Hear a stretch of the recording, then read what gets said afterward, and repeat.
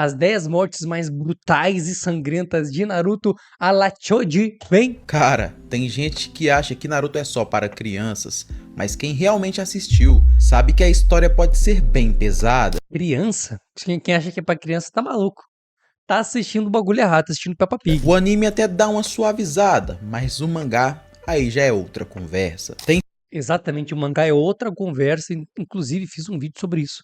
Anime versus mangá, as cenas. A cena do Sasuke é um foreshadow. O Sasuke já perdeu o braço dele lá atrás. Shimoto já estava nos avisando o que ia acontecer. Então tem cada cena assim, ó, mais...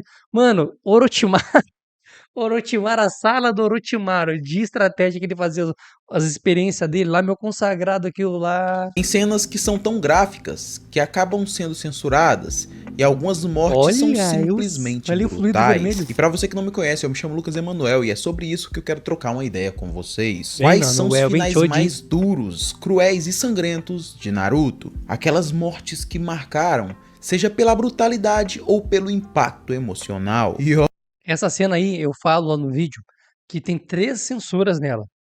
Essa é a original, tá? O cara tá crucificados, sem os cotocos, bracito já não tá, mas o braço dele já foi pro Vasco, tá bom? E aí ele tá ali. No anime, tem a primeira vez, a primeira censura, e botaram ele, o braço ali. Então eles encaixaram o braço. A questão é que quando eles encaixam o braço, o que acontece com ele? Ele fica crucifications. E por ele ficar assim, aí a galera já não ia gostar também, porque tá mexendo com alguma coisa religiosa e tal. E religião é uma coisa que não se mexe. Política se mexe, tá? Religião não. Religião não se mexe e gosto também não, porque gosto é que nem cada um dá o seu. O ponto é, pá, botaram o cara ali, putz, ficou igual lá o negócio da religião. Vai censurar de novo. Aí tem uma outra censura, que é a mesma cena aqui, só que ele tá com o braço pra baixo, ou seja, ele tá amarrado igual, só que os braços dele estão pra baixo, como se ele estivesse durinho assim, ó. Então tem 3 censuras, 2 censuras na verdade. olha, até os personagens mais frios da série não saíram ilesos. Na 10ª colocação, eu precisei juntar alguns personagens, porque todos eles tiveram o mesmo destino, graças a uma técnica específica. E eu vou te falar, hein, que técnica é essa? Porra. Imagina algo que Uhum. pode te matar na hora, ou te deixar agonizando até seus olhos se fecharem. Pois é, e quem tinha esse poder era ninguém menos que Gaara. Lembra da primeira aparição dele? O cara era simplesmente assustador, um verdadeiro monstro frio e sanguinário. E olha, isso foi só o começo. Gaara era o tipo de personagem que não sentia absolutamente nada, mas a sua feição sempre mudava quando ele via a morte de perto. Isso por si só já é perturbador. Sem ao menos piscar, ele assassinava suas vítimas usando uma técnica simplesmente horrível, o funeral de areia. E todos que foram pegos por essa técnica, bom, nem tiveram chances para contar história. E a gente observa isso em diversos momentos em Naruto clássico. Primeiro, Gaara imobilizava completamente sua vítima, e depois, com aquele controle absurdo sobre sua areia, ele então aumentava a pressão até transformar a pessoa em absolutamente nada. E o pior de tudo isso é que o Gaara nem se importava. Mano, o cara amassou a pessoa soltou a água vermelha do seu corpo, essa água vermelha veio por cima e o arrombado do cara abre o guarda-chuvinha aqui, ó. Tá ligado? O cara tá de sacanagem. Ia até pegar meu guarda-chuva aqui agora, mas ele não tá aqui, então deixa pra depois. O número real de suas vítimas ainda é desconhecido dentro da obra, mas a verdade é que, por fazer isso diversas vezes consecutivas, até mesmo sua areia tinha um fedor extremamente forte, uma vez que o sangue de suas próprias Imagina. vítimas se fixavam em sua areia. Mano, a areia do cara tinha cheiro de podre, tá ligado? Carne estragada, mano. Olha a pressão disso aí. O mangá é anos-luz mais foda. E se o mangá de Naruto fosse feito hoje em dia, por exemplo, eu não sei, mas talvez teria a possibilidade dele ser menos censurado, porque naquela época tinha muita censura. E eu agradeço aquela época, eu amo essa censura, porque é minha infância, pô. Então, por ter essa censura, a gente podia assistir tudo isso. Mas hoje em dia seria muito foda um Naruto sem isso, igual o mangá. Igual o mangá.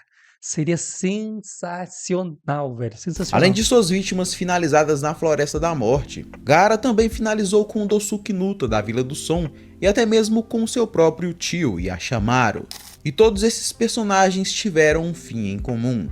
Todos eles foram derrotados pelo funeral de areia do Gaara. Agora no 9º lugar, temos um momento que muita gente lembra, principalmente por aquele olhar de puro terror. Estamos falando de uma época muito antes da história principal de Naruto, sendo essa a era dos estados combatentes, onde os clãs guerreavam entre si. Nessa época não existiam aldeias organizadas, cada clã lutava por si, vivendo em um conflito interminável, e a brutalidade era a única certeza. Durante muitos conflitos entre o clã Uchiha e o clã Senju, o irmão mais novo de Hashirama, Itama Senju, acabou completamente sozinho contra vários ninjas experientes do clã Uchiha.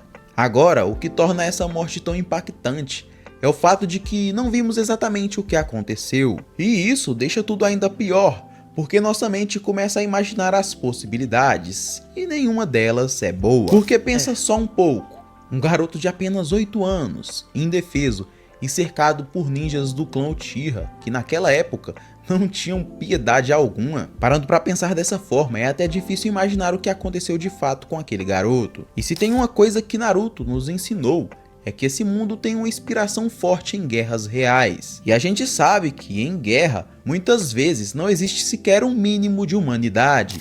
Falando em humanidade, fiz um vídeo do nosso amado e querido aqui, Tobirama, tá? Onde eu explico se aquela frase, o Uchiha bom é o Uchiha morto, veio do Tobirama ou não. E se não veio dele, veio da onde?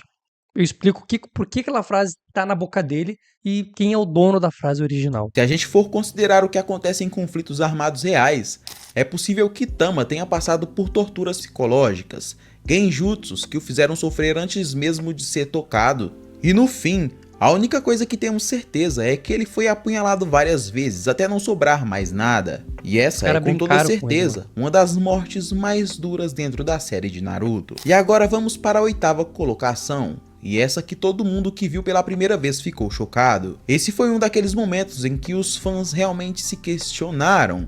Será que Masashi Kishimoto pegou pesado demais? E estamos falando de Yugi Tuni, a Kunoichi Jinchuriki das duas caudas. Ela era de Kumogakure e...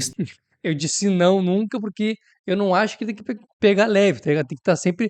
Veio e tem que fazer, mano. Foda. É um mundo ninja, é um mundo de guerra.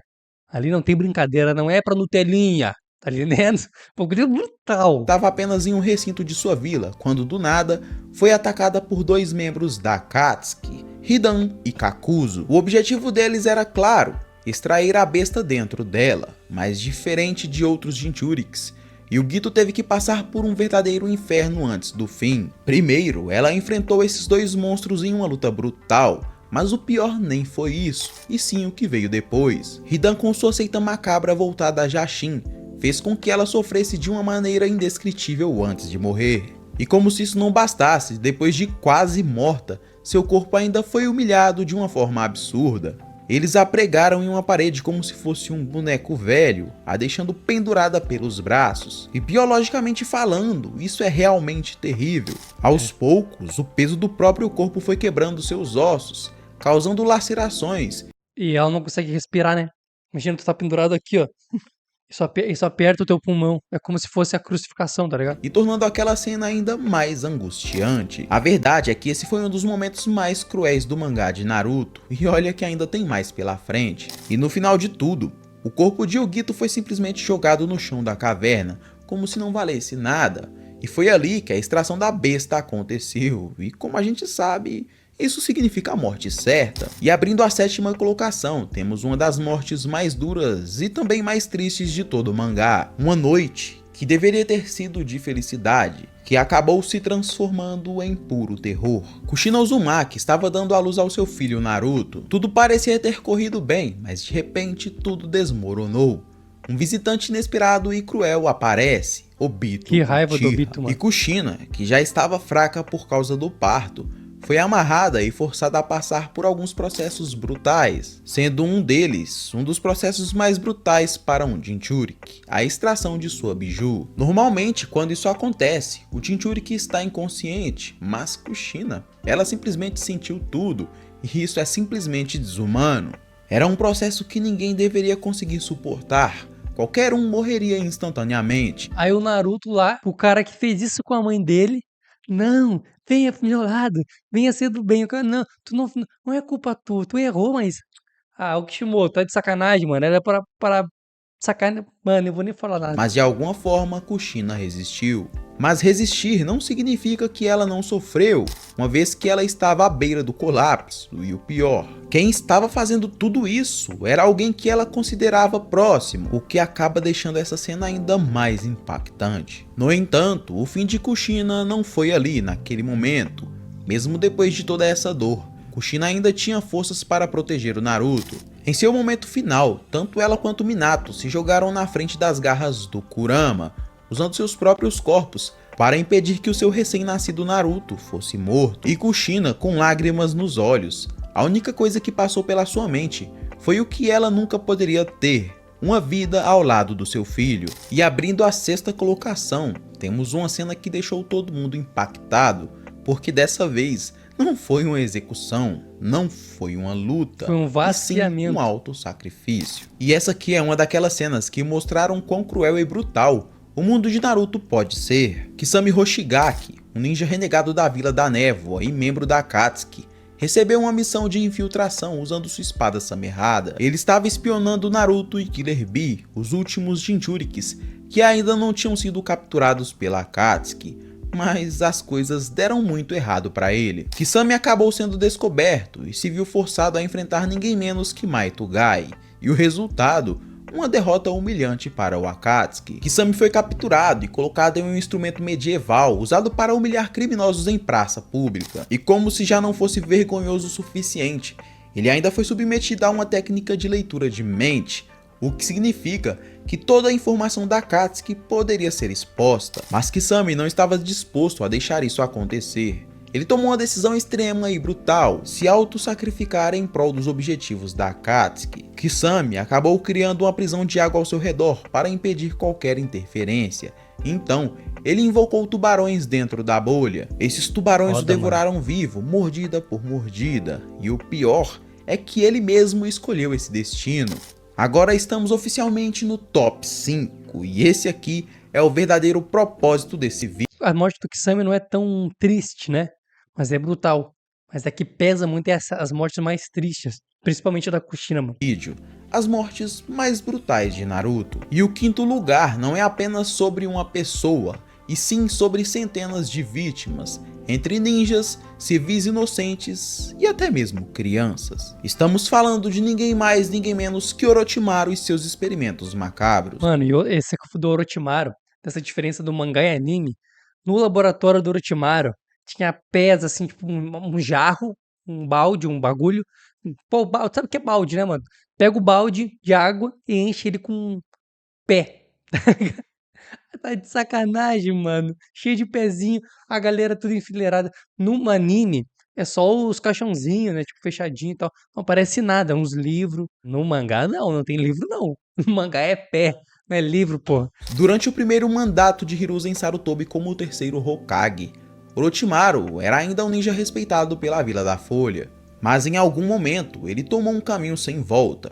A obsessão pela imortalidade o consumiu completamente, e ele fez de tudo para alcançar o seu objetivo. E o que isso significou? Olha ali, olha os caras, mano. Olha o bracinho aqui, olha o cara caído aqui, olha essas manchas. Sequestro de inúmeras pessoas inocentes. Orochimaru as levou para os seus laboratórios secretos, onde elas foram submetidas. Aqui é o que eu falo, ó. O pé pra vocês, ó. Um jarro, um balde, né? Um bagulho. E uns pezinhos aqui, ó. Olha as pessoas ali, ó. Ia ser pior, com certeza o Kishimoto botou essa roupinha nos caras aqui, nos caras aqui desse canto, porque pra dar uma amenizada. Que na real os caras estão sem roupa, né? Tá ligado? Que os caras de trás estão sem roupa. Esse daqui já ele deixou ali pra. Senão ia ser experimentos muito pesado. biológicos bizarros e dolorosos. E o pior é que o anime acabou suavizando essa parte. No episódio em que descobrimos as atrocidades de Orochimaru, o estúdio Pierrot mostrou que ele armazenava os corpos de suas vítimas em caixões. Mas no mangá, a coisa é muito pior. Aqueles corpos estavam pendurados, amarrados pelas extremidades, alguns segurados apenas pela cabeça. Pode-se dizer que aquilo não era apenas um laboratório, mas sim um cemitério vivo, onde as vítimas de Orochimaru sofriam até não restar nada além de dor. E o mais chocante é que Orochimaru fazia tudo isso apenas para realizar seus testes. Na quarta colocação também temos mais experimentos do Orochimaru. Se existe um nome que define crueldade no universo de Naruto, esse nome é Orochimaru. Seu desejo pela imortalidade e pelo conhecimento proibido o fez ultrapassar qualquer limite moral. E o pior de tudo é que ele nem precisava sequestrar suas vítimas, pois Danzo Shimura fornecia cobaias diretamente da Vila da Folha. E essa aliança sombria fez com que inúmeros ninjas fossem entregues a Orochimaru, muitos deles sendo jovens promessas que acabaram condenados a morrer em experimentos brutais. E esses experimentos feitos pelo Orochimaru com essas cobaias envolviam as células do primeiro Hokage Hashirama Senju. Com o intuito de replicar o poder do primeiro Hokage, Orochimaru fez experimentos em crianças, injetando nelas o DNA do próprio primeiro. E o resultado? Um massacre infantil, onde a grande maioria morreu Mano, dentro... sabe o que eu penso sempre? Essa questão da galera que fica na água pra se recuperar, ficar horas debaixo d'água. Como é que eles respiram, mano? Não faz sentido, tá ligado? Esses experimentos que a galera fica na água aqui e tal, e que nem eles estão aqui, ó. Tá, eles respiram por onde? Tem que respirar. Ah, mas tem um caninho que faz. Porra, não, não tem nenhum caninho aqui. Os caninhos estão em cima e tal. Então, porra, eles não precisam respirar debaixo d'água. Quem souber me de explica. cápsulas de estudo, sofrendo até o último segundo. Mesmo após cometer vários desses crimes hediondos, Orochimaru segue vivo e ainda realizando experimentos. E a pergunta que não quer calar, será que um dia ele realmente abandonará seus antigos hábitos? Em terceiro lugar, a Donzela de Ferro de Kankuro. Entre as inúmeras mortes brutais da série, essa é uma das que mais causa impacto, já que ela envolve o ninja Kankuro, sendo ele o mestre de marionetes. Com apenas um único movimento de suas mãos, Kankuro selou o destino de Sakon e Ukon, sendo eles dois dos membros mais perigosos do Quarteto do Som. Durante o combate, Kankuro conseguiu prender Sakon e Ukon dentro de sua marionete Formiga Negra. Aquela era uma armadilha mortal, da qual era impossível de se escapar. E o mais assustador vem agora. Kankuro utilizou sua outra marionete, Corvo, para ativar a técnica da Donzela de Ferro. Inspirada em um dos mais cruéis métodos de tortura da Idade Média, essa técnica espetou dezenas de lâminas envenenadas no corpo de Sakon, garantindo uma morte lenta e também dolorosa. Esse método cruel de execução mostra o lado sombrio dos ninjas da areia, que utilizam estratégias brutais para eliminar seus inimigos. No segundo lugar, temos o massacre de Obito Uchiha. Obito Uchiha foi um dos personagens mais complexos da franquia, passando de um jovem bondoso a um dos maiores vilões da série.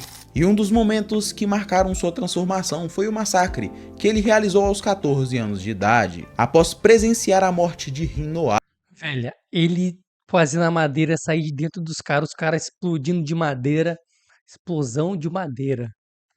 Obito perdeu Olha isso aí, completamente sua sanidade. Ele despertou seu Mangekyo Sharingan e, com a ajuda de Madara, Obito entrou em um frenesi de destruição. E o que veio a seguir foi um banho de sangue. A cena do massacre no mangá é uma das mais sombrias e violentas da história de Naruto. Véio. Os corpos dos ninjas inimigos eram espalhados um por um pelo chão. Obito os aniquilava de um por um e sem hesitar. Todos os seus oponentes foram completamente destroçados.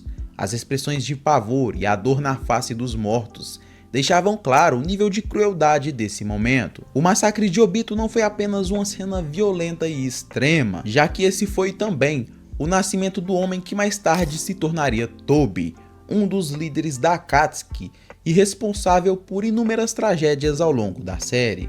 Esse evento mostra o verdadeiro poder destrutivo do Mangekyo Sharingan, que, quando combinado com ódio e desespero, pode transformar um simples ninja em uma força imparável.